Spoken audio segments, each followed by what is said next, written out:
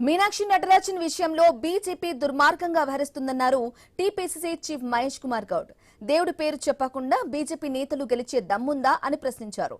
బీజేపీకి తెలంగాణలో స్థానం లేదని, మళ్లీ వచ్చేది కాంగ్రెస్ ప్రభుత్వమేనని చెప్పారు.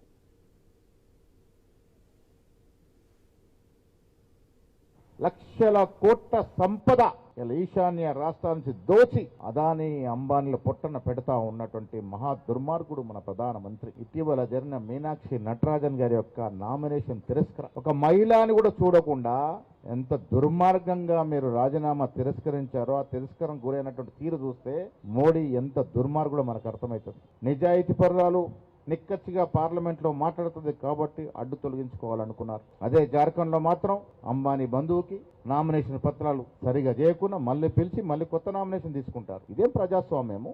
దేవుడి పేరిట 3 సార్లు మోసం చేశారు. ఇలా బీజేపీ నాయకులందరూ కూడా దేవుడి పేరు చెప్పకుండా ఎన్నికల్లో వస్తే డిపాజిట్ రావు.